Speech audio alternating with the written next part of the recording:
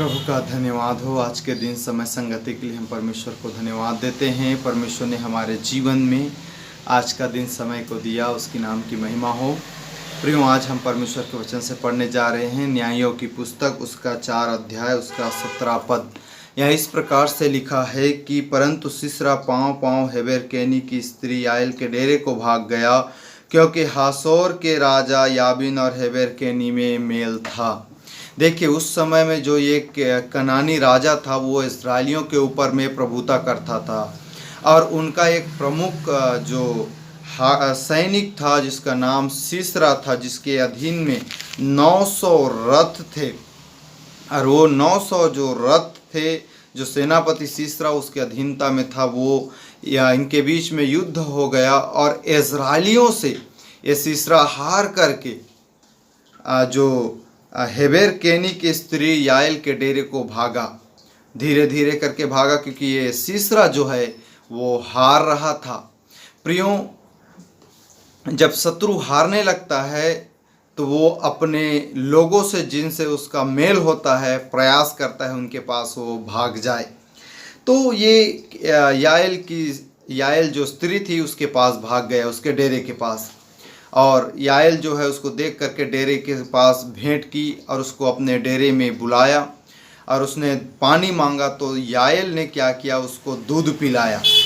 और वो गहरी नींद में था, और जैसे गहरी नींद में सोया पड़ा था ये सीसरा, ये याएल की स्त्री गई, याएल जो स्त्री थी वो गई और अपने डेरे के खूंटी को निकाली, हाथ में हथौड़ा लिया और चुपके से, यदि हम इसी के 21 पद में पढ़ेंगे तो लिखा है, इसके बाद हेबेर की स्त्री याएल ने डेरे की एक खूंटी ली और अपने हाथ में हथौड़ा भी लिया और दबे पांव उसके पास जाकर खूंटी को उसकी कनपट्टी में ऐसा ठोंक दिया कि खूंटी पार होकर भूमि में धंस गई।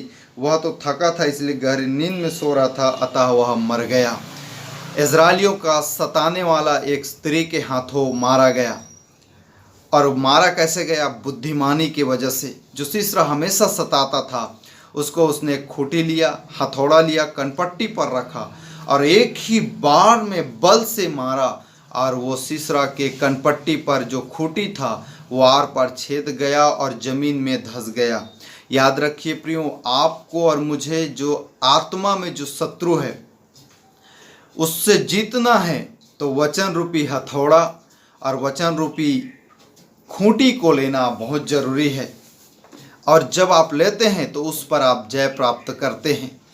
प्रभु यीशु मसीह ने शैतान को कैसे हराया? उसको सामर्थ्य से नहीं, मारपीट के नहीं, परंतु जब उसका और शैतान का सामना हुआ तो प्रभु यीशु मसीह ने उसको केवल हराया, तो वो है वचन से हराया। हालेलुया।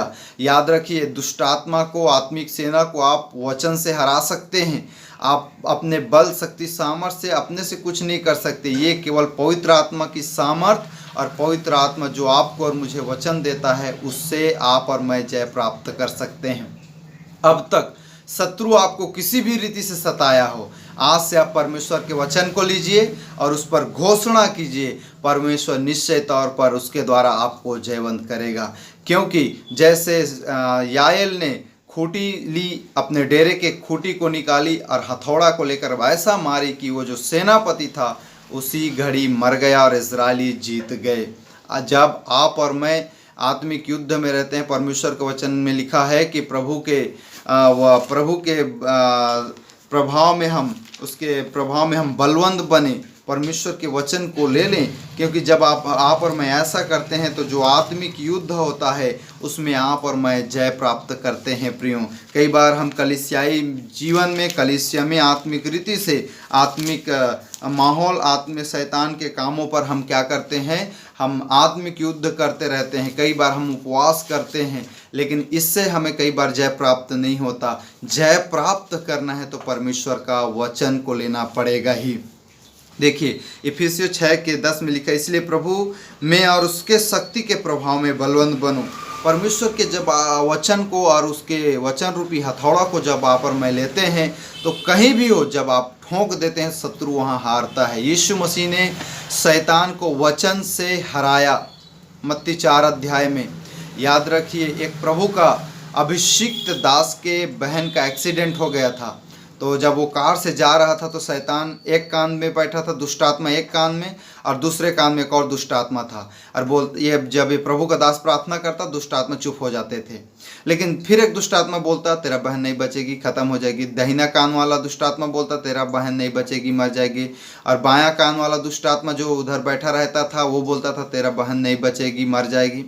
तब ये प्रभु का दास अन्य भाषा में प्रार्थना करना चालू किया। हालेलुया। जब ये अन्य भाषा में प्रार्थना चालू किया, परमेश्वर के वचन के द्वारा जब ये प्रार्थना करना चालू किया, तो दोनों दुष्ट आत्मा उसी घड़ी उसको छोड़ करके भाग गए और उसका बहन बचा लिया गया।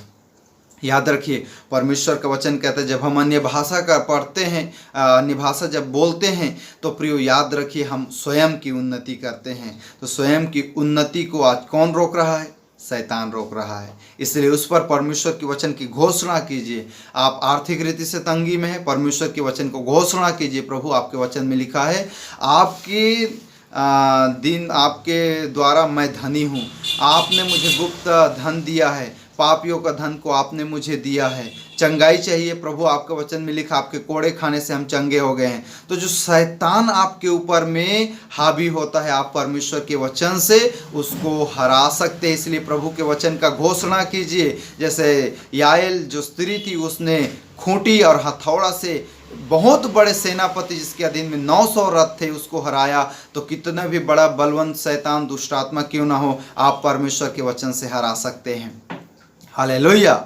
परमेश्वर का वचन दोधारी तलवार से भी तेज और चोखा है, जो गांठ गांठ और गुदे गुदे को आर पार छेद देता है। इसलिए प्रभु के वचन को अपने जीवन में घोषणा कीजिए और परमेश्वर की आशीष को पाइए। सबको जय मसीह की।